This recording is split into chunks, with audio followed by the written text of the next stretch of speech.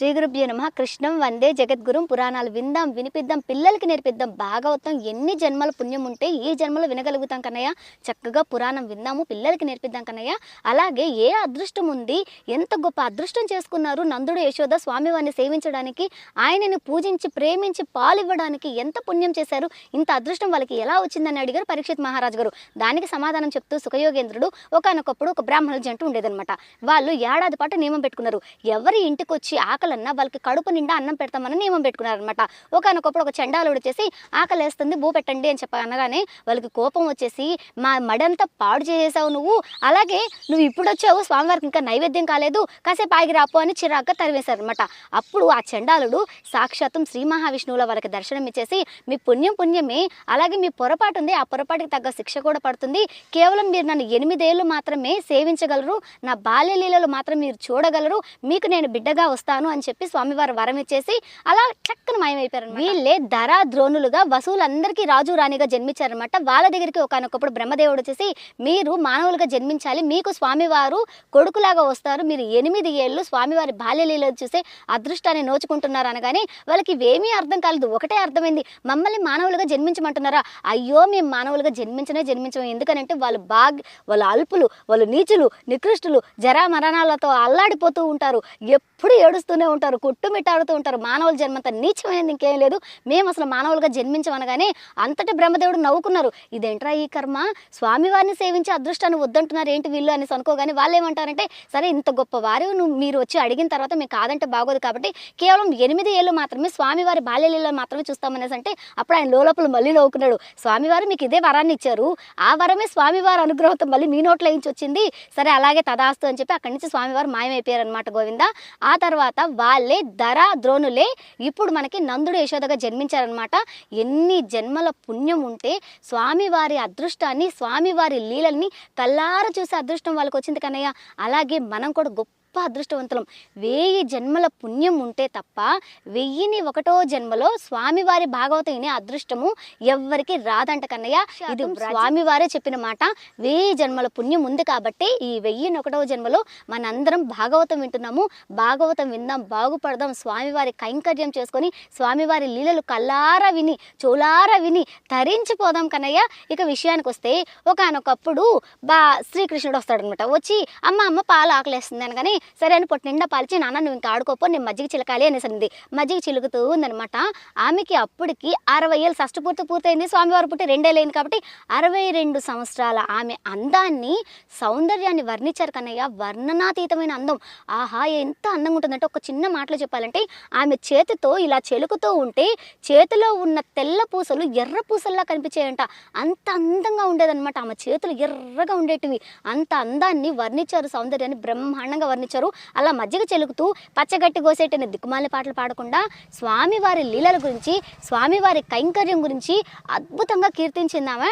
అలాగే స్వామివారు అంటే ఆమెకు ఎంతో ఇష్టం. స్వామివారి పైన చాలా ప్రేమ ఉంది. నిజానికి ఆమె భాగవతంలో చెప్పారు, వ్రజ భాషలో బోళ్ళని కీర్తనలు రాసిందంట శ్రీకృష్ణుడి పైన. అలాగే ఒక కీర్తన ఆమె పాడుకుంటూ ఉందనమాట. అదేంటంటే, విందుగా వేణుగానము వినితరింపగా వేచితిరా,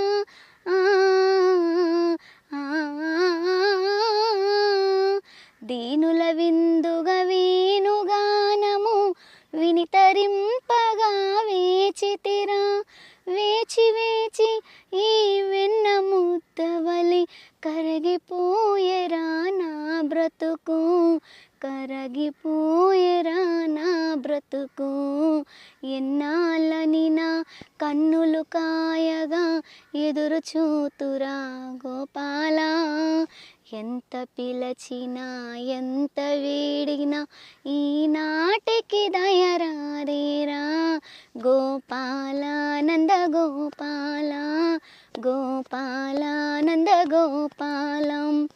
వెన్న మీగడలు జున్ను పాలకు ఏమి కొరతరా మన ఇంట,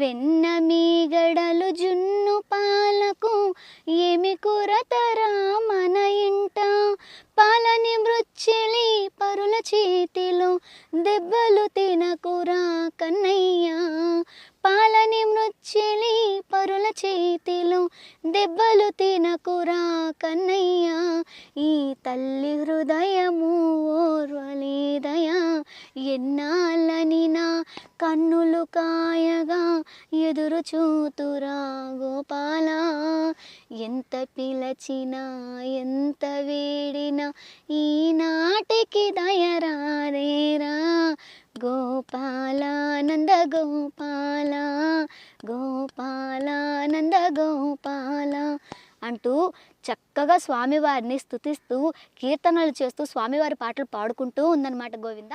గోపాల అని పాడుతూ ఉందా, వెంటనే ఎక్కడున్నాడు స్వామివారు, పిలవడమే తడువు అని చెప్పేసి పరిగిస్తూ వచ్చేసి అమ్మ అంటూ వచ్చేసి వాళ్ళ అమ్మ వెనకాలే వచ్చి గట్టిగా పట్టుకొని అట్లా ఇట్లా గారం చేసేసాడు, ముద్దాడేసేసాడు, సతాయి ఇచ్చేసాడు, ఆకలేసిన పాలు ఇవ్వు అన్నాడు. సరే వాళ్ళ అమ్మ పాలిస్తూ ఉంటే అప్పుడు వచ్చిందనమాట ఒక ప్రాబ్లం వచ్చింది. అదేంటంటే అప్పట్లో చిన్న పొయ్యి పైన పాలు పెట్టేవాళ్ళు అనమాట. అలా పాలు పొంగుతూ ఉన్నాయన్నమాట. వెంటనే ఆమె ఏం చేసింది, నాన్న పాలు పొంగుతున్నాయి నాన్న ఇప్పుడే వస్తానాగనేసి పాలు ఇవ్వడం ఆపేసి ఆ పీట పైన ఏ పీట పైన అయితే ఆమె కూర్చుందో ఆ పీట పైన ఆ బిడ్డను కూర్చోబెట్టేసి చక్కగా వెళ్ళిపోయింది అనమాట పాలు ఆపేసి రావడానికి. అలా వెళ్ళగానే సత్యనారాయణ స్వామి వ్రతం చేస్తూ మధ్యలో ఆపేసినట్టు చేసావు కదమ్మా, ఆగు నీ పని చేస్తాను అని చెప్పేసి ఆయన ఏం చేశాడు, ఆమె వెళ్ళగానే ఆ కుండను మొత్తం తీసుకొని ఆ వెన్న మొత్తం తినేసి ఆ పాలన్నీ ఇరగొట్టేసి ఆ మజ్జిగంతా చెల్లగొట్టేసి మొత్తం అంతా గందరగోళం చేసి చెగో అంటే వెళ్ళిపోయాడు అనమాట. మళ్ళీ వాళ్ళ అమ్మ వస్తే చితకేస్తుందని వెళ్ళిపోయాడు. వెళ్ళిపోగానే ఆమె ఆ పాలన్నీ ఆపుకొని చక్కగా పక్కన పెట్టుకొని నేరుగా ఇక్కడికి వచ్చి చూస్తే ఎక్కడ బిడ్డ కనిపించదో పోనీలే ఇక్కడ ఎన్ని నాశనం చేసేసాడు. అరే మొన్నటిదాకా అక్కడ ఇక్కడ వాళ్ళు వీళ్ళు కంప్లైంట్ ఇస్తే ఓకే అనుకున్నాను, ఈరోజు నా ఇంట్లో పాలకే ఇసురు పెట్టాడు, ఈరోజు చితకేస్తాను ఆగు అని చెప్పేసి కన్నయ్యని వెతకడానికి వెళ్ళింది గోవింద. కనిపించాడు. ఒరే కన్నయ్య నువ్వెవ్వరికి కనిపించవన్నమాట, నిజమేనా ఏంట్రా, నాకు ఇవాళ దొరకపోతే మాత్రం ఒప్పుకోనరా, అయినా వాళ్ళకి వీళ్ళకి నువ్వు దొరకవేమో, నేను మీ అమ్మనిరా, నిన్ను కన్నదాన్ని రా, నాకెందుకు దొరకవు నువ్వు, ఇవాళ నువ్వు దొరకాలి, నిన్ను చితకయ్యాలా నేను అని చెప్పేసి వెతుకుతూనే ఉంది. వెతికి అలిసిపోయింది పాప మామ. అప్పుడు దగ్గర కూర్చొని కన్నయ్య ఎక్కడున్నావు కన్నయ్య, దొరుకు కన్నయ్య అనేసండి. నిజానికి స్వామివారిని మన రెండు కళ్ళతో చూడగలమా కన్నయ్య, ఈ శరీరంతో ముట్టుకోగలమా, లేదు, మనసుతో పట్టుకోవాలి, ప్రేమతో ఆయన పట్టుకోవాలి కన్నయ్య, భక్తితో ఆయన పట్టుకోవాలి, భక్తికి ఆయన కట్టు బానిసనైనా గోవింద. అటువంటి ఆయన్ని ఆమె భౌతిక శరీరంతో వెతికి పట్టుకోవాలనుకుంది, దొరకలా ఆయన. అప్పుడు ఆమె అయ్యో రామా ఈయన కనిపించట్లేదే, ఎక్కడున్నారా కన్నయ్య, దొరకరా నాయన అనింది. అలా అన్నాదో లేదో వెంటనే ఒక ఇంట్లో దర్శనం ఇచ్చాడు. చీకటి ఇంట్లో ఉట్టి పైన ఉన్న కుండను తీసుకోవడానికి ఒక రోలు తిరగేసి ఆ రోలు పైకెక్కి అక్కడి నుంచి కుండను తీస్తూ ఉన్నాడు అనమాట. తీస్తుంటే ఆమె చూసింది, ఆగు ఏం చేస్తున్నావు చూస్తానని చెప్పేసి ఆ కిటికీలను చూస్తూ ఉంటే ఆ వెన్న తీసుకొని దోసెళ్ళు తీసుకొని అక్కడ ఎర్ర మూతి కలిగిన కోతుంటే ఆ కోతునట్లు తినని పెడుతున్నాడు అనమాట. ఇక్కడ ఒక చిన్న చమత్కారం ఉంది గోవింద. ఎందుకని ఆ కోతికి పెడుతున్నాడు అనేసి అంటే, మనం రామావతారం తెలుసు కదా కన్నయ్య, మనకు అంగదుడు తెలుసు కదా, అంగదుడు వంశానికి చెందిన కోతది, అంగదుడు వంశంలోని కోతది. అందుకోసం అనేసి పెద్దలు చేసిన పుణ్యం పిల్లలకి బో పెడుతుందంటే నిజమే కదా కన్నయ్య. అప్పుడెప్పుడో రామావతారంలో ఉన్నప్పుడు అంగదుడు మీ వంశంలో ఆయన నాకు ఎంతో సేవ చేశాడు, నన్ను దేవుడిని గుర్తించాడురా, అందుకోసం నా వంశంలో పుట్టిన నీకు నేను నవనీతం పెడుతున్నాను, జ్ఞానాన్ని ప్రసాదిస్తున్నాను, నా చేత నువ్వు జ్ఞానాన్ని స్వీకరించావంటే ఇంక నీకు పునర్జన్మ ఉంటుందా గోవిందా అని చెప్పి స్వామివారు వెన్న అమ్మ పెడుతున్నారు అనమాట. అది చూసిందావా, అబ్బా నువ్వు తినేదే కాక మళ్ళీ గీతులు కూడా పెడుతున్నావా, ఆగు నీ పని చెప్తానని నిన్ను ఖచ్చితంగా పట్టుకుంటానని చెప్పాను అంది. ఇందాక ఆవే కదా కన్నయ్య దొరుకురా అనింది. ఇప్పుడు స్వామివారు దొరకని చూసావా నేను నిన్ను పట్టుకున్నానని చెప్పి టక్కన ఆయన పట్టుకొని లాక్కొచ్చింది. ఇది చేతిలో కొరడా ఉందన్నమాట, దాన్ని చెలిపించింది. అప్పుడు ఆయన భయపడిపోయి అమ్మా కొట్టేస్తావేమో కొట్టుపోకమ్మా అని చెప్పి భయపడి నటిస్తున్నాడు ఆయన. అమ్మా ఈ నటులందరూ ఎక్కడ పనికి వస్తారు, అస్సలు పనికిరాడు, డైరెక్షన్లు కూడా ఆడ పనికి వస్తాయి, ఆయన ముందు అందరు దిగదుడిపోయి అంత వేస్ట్ అందరూ. అలాగ నటించేస్తూ ఆయన భయపడిపోతున్నట్టు ఓదేమో కుట్టేస్తారేమో అనేసి. అప్పుడు ఆమె ఏమనుకుంటుంది, నాకు పుట్టకు పుట్టిన బిడ్డ, ఒక్కగానొక బిడ్డమ్మ, చిన్ని బిడ్డమ్మ, ఈ బిడ్డని నేను చేయి కొట్టలేకున్నాను, కొట్టకుండా మనం గమ్మునైపోతే పెద్దలు ఏం చెప్పారు, చిన్నపిల్లలు పొరపాటు చేస్తే ఖచ్చితంగా తల్లిదండ్రులు గదా ఇచ్చకపోతే రేపటి రోజు ఆ పిల్లోడు ఇబ్బంది అవుతాడు, వాడు ఎవరి మాట వినకుండా పాడైపోతాడేమో అని చెప్పారు. మరి వీడిని కొట్టడానికి చేయి రావట్లేదే, ఎలా చేయాలరా అని చెప్పేసి కోపాన్ని నటిస్తూ, ప్రేమతో కూడిన కోపాన్ని నటిస్తూ దాన్ని చెలిపించి ఇలాగా ఏమయ్యా కృష్ణయ్య అనింది. ఇప్పుడు ఎవరైనా చిన్నపిల్లలు తప్పు చేస్తానుకో ఏమరా ఏమే అంటే అదొకే, ఏమండి మేడం గారు, ఏమండి సార్ గారు అనేసంటే వ్యంగ్యం అనమాట. ఏమండి కృష్ణ గారు, మీరు కృష్ణుడు అంట కదా, మీరు వెన్నే దొంగతనం చేయరట, ఏనాడు మీరు వెన్నమొహమే ఎరుగురట, అసలు మీకు దొంగతనం అంటేనే చేత కాదంట, అవునా అని చెప్పి కోపం తట్టుకోలేనంత కోపం వచ్చేసింది. అప్పుడు ఆమె కొన్ని తిట్లు తిట్టింది కన్నయ్య.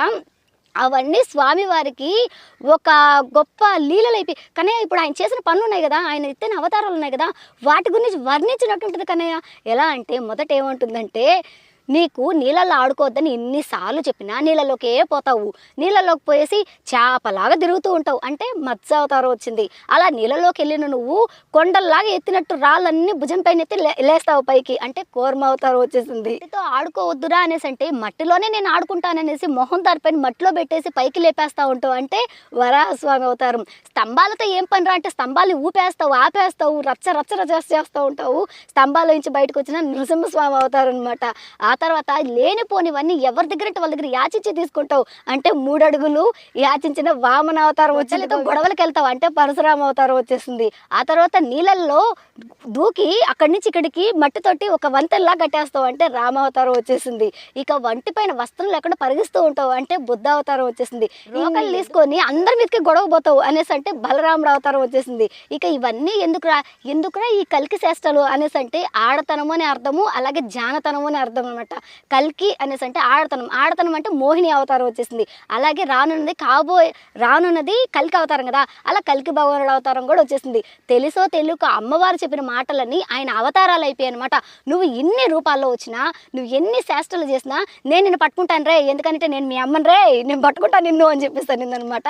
అందుకే కన్నయ్య నాకు ఎక్కువ గోపికల కన్నా యశోద అంటే ఇష్టం అనమాట. యశోద భక్తి ప్రేమ చాలా గొప్పది కన్నయ్య. అందుకే నేను కూడా యశోద అయిపోతాను అనమాట. ఇంకా లాభం లేదురే, నిన్ను శిక్షించాల్సిందే, నీ పని చెప్తాను ఆగని చెప్పేసి ఒక తాడు తీసుకొచ్చేసింది, రోల్కే కట్టింది. నిజానికి రోలు కట్టడంలో ఒక గొప్ప గూఢార్థం ఉంది కన్నయ్య.